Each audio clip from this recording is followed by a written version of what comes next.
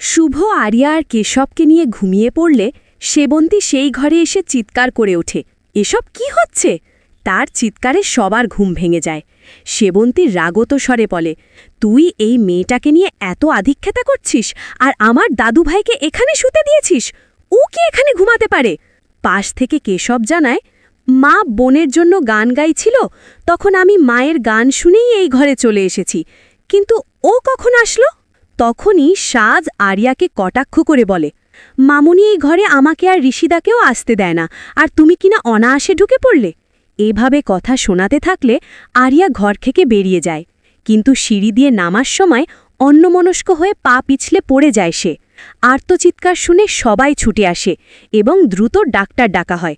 Check up শেষে doctor জানান তাকে বিশ্রামে থাকতে হবে। তবে আরিয়া জেদ ধরে বলে, আমি এখানে এক মুহূর্তও থাকব না, এক্ষুনি চলে যাব। সাজ পাল্টা জবাব দেয়, হ্যাঁ তো চলে যাও না, এখানে কেন আছো?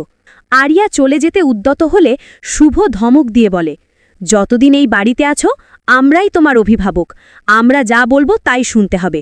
সুস্থ হলে যেখানে খুশি যেও। এই বলে সে আরিয়ার পায়ে আইস প্যাক লাগিয়ে দেয়। এরপর আদ্রিত শুভকে অন্যমনস্ক দেখে জিজ্ঞেস করে, আবার কি হলো? নতুন কোনো অশান্তির আভাস পাচ্ছ নাকি? শুভ বিরক্ত হয়ে বলে, এই আরিয়া মেয়েটা ভীষণ অসভ্য, মানুষের সাথে কিভাবে আচরণ করতে হয় তাও জানে না। আদ্রিত হেসে বলে, তা এই চুন হলুদের পেস্টটা কার জন্য বানিয়ে নিয়ে যাচ্ছ? তুমি ধরা পড়ে গেছো শুভ? শুভ আমতা আমতা পড়ে বলে, আমি শুধু মানবিকতার খাতিরে এটা করছি। তুমি বরং দেখো মোহনা পেনকিলারগুলো আনলো কিনা, না আনলে অন্য কাউকে পাঠাতে হবে। ওদিকে আরিয়া ফোনে স্পিকারে দিয়ে আকাশের সাথে কথা বলছিল। মোহনা সেখানে এসে আকাশের গলা শুনে ফেলে এবং জিজ্ঞেস করে, তুমি কার সাথে কথা বলছো? আরিয়া উত্তর দেয়, আমার ড্যাড। মোহনা কৌতূহলী হয়ে বলে, যদি কিছু মনে না করো, তোমার ড্যাডের নামটা কি বলা যাবে?